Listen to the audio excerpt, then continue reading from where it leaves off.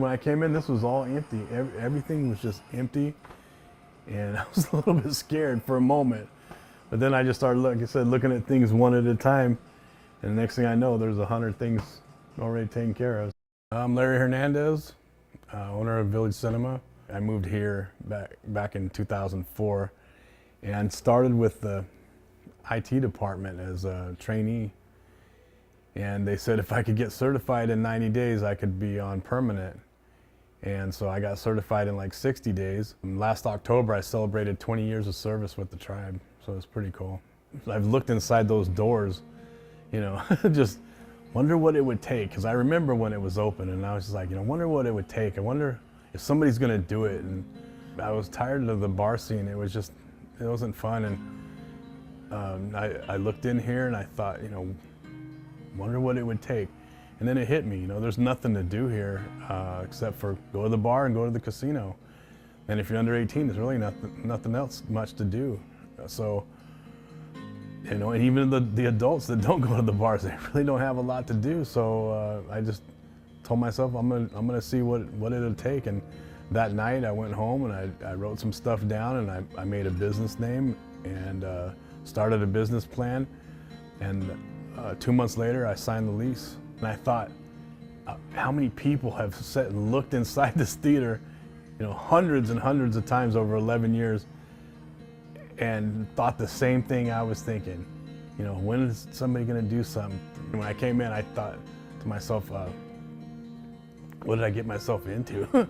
Because like there's nothing here. And then I told myself, you know, there is something here. You've got seats, you've got a screen, and I had that little projector, and you know, worked toward a bigger one, and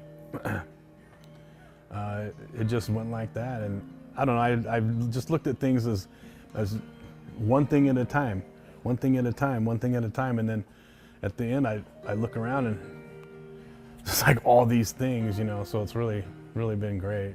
After that, I started touring the different theaters. Went to the Garland first, went to Ruby over in Chelan. It's really great. And then I went to OMAC too, but like I said, it's really great because the theater owners are so supportive. Maria over there at OMAC, you know, she tells me, you need to get 2 popcorn machines, you know, sell some caramel corn and sell some, you know, because she's really great. Original ticket dispenser. And it's like, one adult, there you go. In the beginning, I did a tour. I opened a tour for the theater, like pre-renovation tour, because nobody had been in here in 11 years.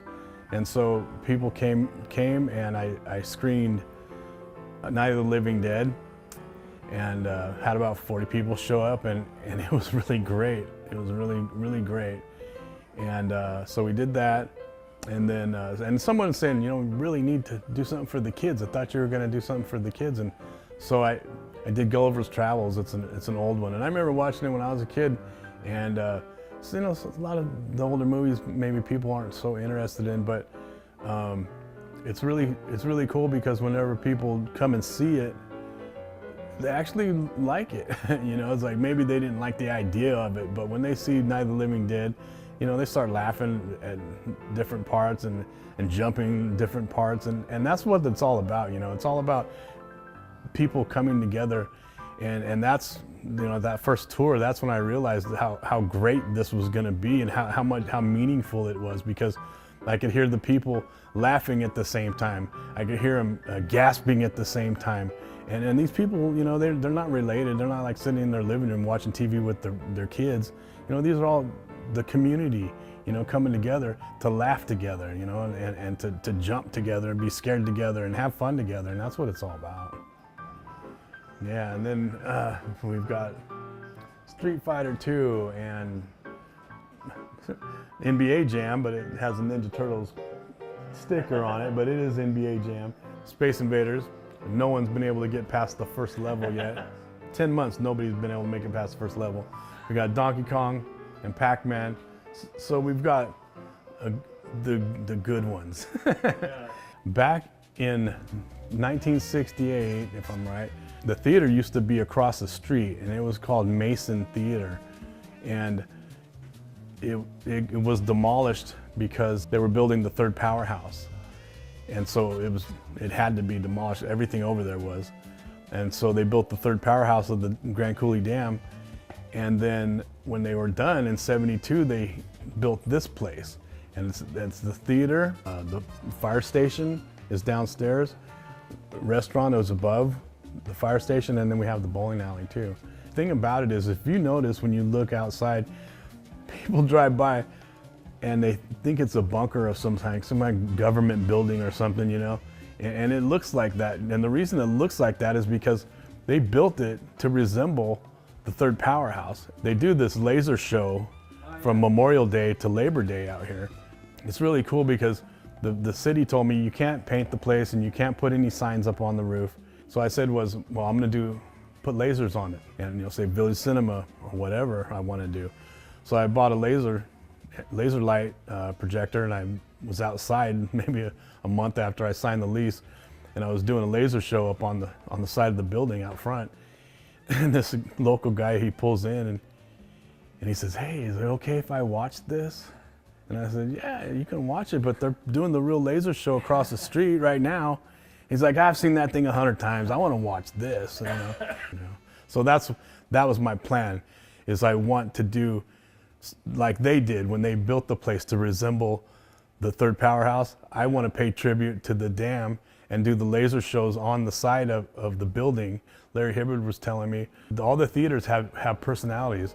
Yeah. You know, what works at one theater might not work at another theater, and they're all just like individual people, you know, these theaters.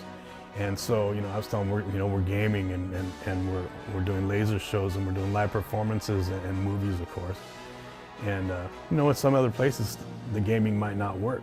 The first thing that everybody does, I'm talking 100% of the time, first thing they do is they just look around and they go, "Oh, I remember," you know, and then they tell you a story of the last movie they saw, or they tell you about something that they did here, after hours party or whatever. Everyone's just reliving it, you know, and then they want to be back here again, and with all the retro stuff that we're putting in, you know, they really love it, and then they're bringing their kids here now. And like I was saying, it skipped a whole generation, you know, an entire generation of kids that have never been in here, that didn't even know it was a theater, and all the parents that used to come here and bring their kids are now adults, and these kids have kids. And that's what they want to do. They want to bring their kids back here where they used to go. They want to see movies that they used to see, and just relive, you know, the Village Cinema. But there's a lot of people that have been with me on this journey, and the community that has of supporters that are behind me. But I have a long list of people to thank, so I'll just say thank you, everybody.